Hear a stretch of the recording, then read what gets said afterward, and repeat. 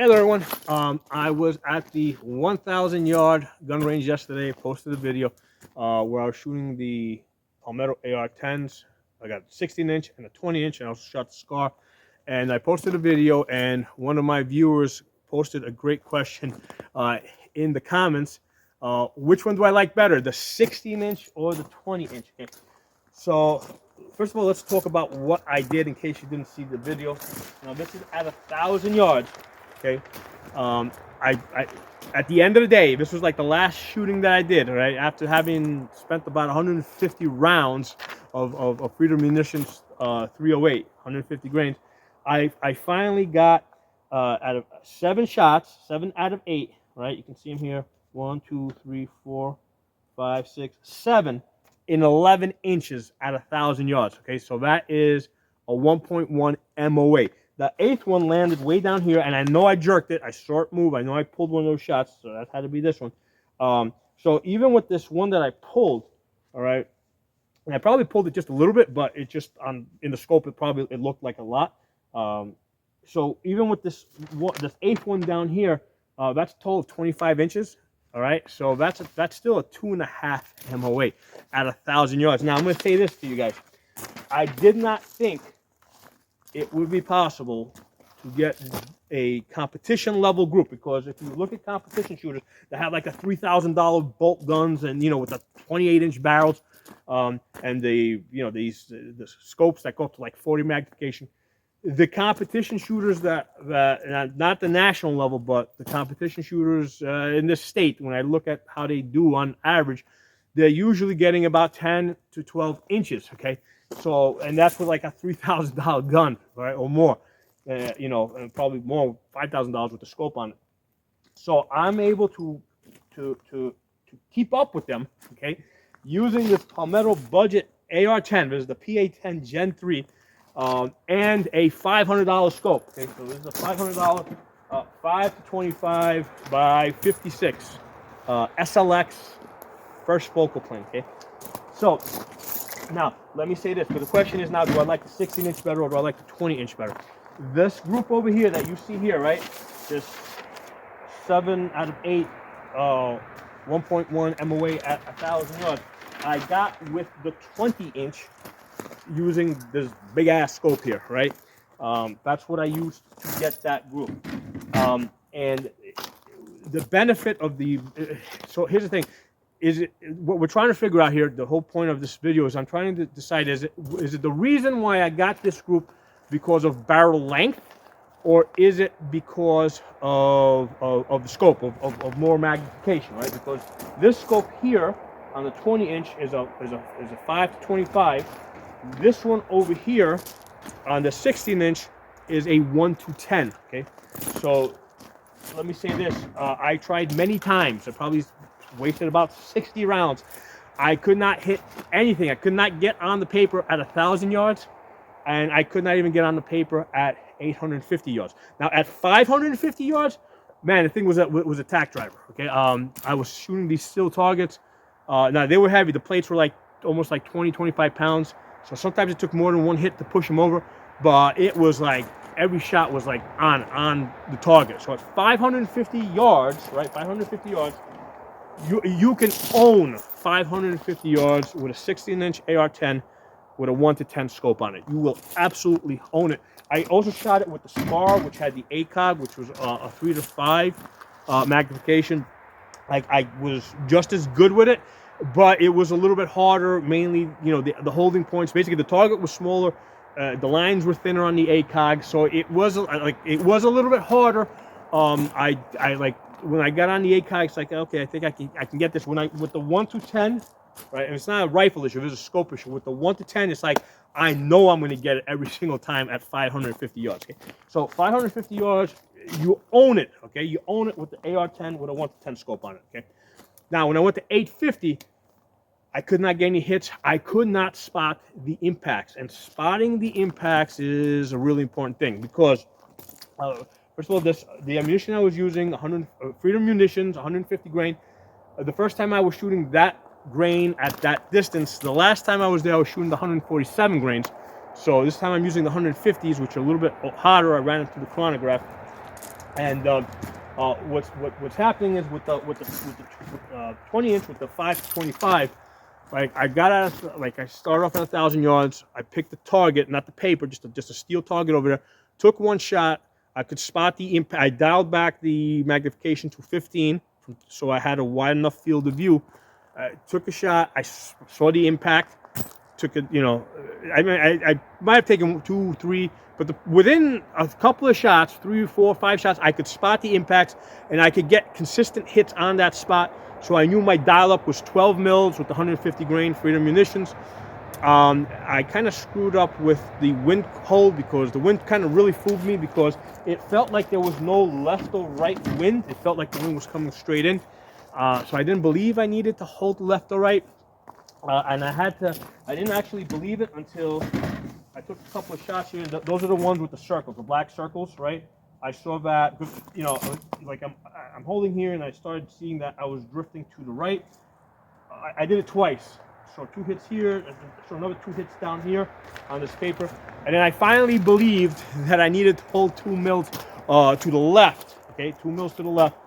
And then that's when the bullets basically, you know, centered up on, you know, didn't really center up on the target, but basically I was able to get all 8 hits on the paper. Okay, so that was, it shouldn't have taken me that long. I should have been more. I should have known that even though I can't feel the wind, you know, at 1,000 yards, that, you know, there might be something happening downrange. It just might be so slight, 2 miles per hour, I can't feel it.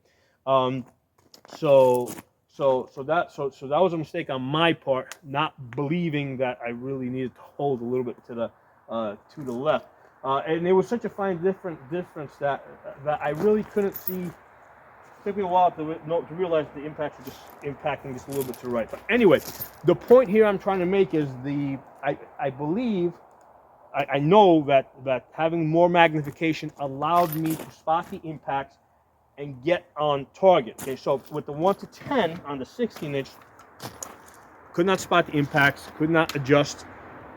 I hit 0 donuts. I got absolutely nothing at 850 yards to 1,000 yards. No, at 550 I owned, right? I could hit everything I wanted to, but at 850 yards could not hit anything. So the question now, right, and I don't know the answer to this, is it purely a scope issue? Is it purely a magnification issue where if I take the scope off of the 525 off of the 20-inch and put it on the 16-inch, are my results going to be, you know, almost as good or just as good? A possibility here, right, is that at that distance, right, at 850 to 1,000 yards, the bullets have already gone subsonic. Okay, so the question here is, okay, the 16-inch out of the muzzle is going slower. Okay, it's going slower. The same ammunition, it's going slower just because it's a shorter barrel. Okay, so at 550 yards doesn't make a difference, but somewhere between, you know, let's say 600 yards and 1,000 and 850 yards, it's going to go subsonic. It's going to go subsonic a little bit sooner. So is it possible that because of the 16-inch barrel, right, that because it's going subsonic a little bit sooner, it destabilizes by the time it gets to 850 yards. Okay, so I don't know that. I'm not going to know that until I put the 525 scope on that and test it out at that distance. So those are 2 possibilities. One possibility is that it's purely a scope issue, that because I couldn't spot the impacts, I couldn't correct, that's why I couldn't hit my target, you know, at 850 to 1,000 yards. The other possibility is that even if I put the scope on it, because the velocity starts off slower in a 16-inch barrel, that by the time it gets to 850 yards, it's starting to destabilize. And maybe that's the reason why I couldn't really spot because occasionally I would see a dust cloud, but it never seemed to be like, because here's the thing, you gotta fire 1 or 2 shots and you gotta see that, okay, I've got 2 shots that are impacting on the same spot.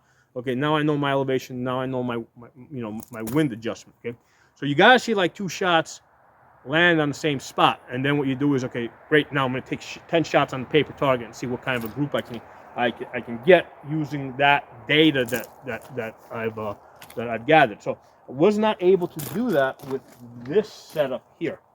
So again, now to answer the question, which one do I like better? Do I like the 16-inch or the 20-inch? Okay, so let me tell you guys, the 16-inch with the LPVO, much lighter, much more pleasant to carry around.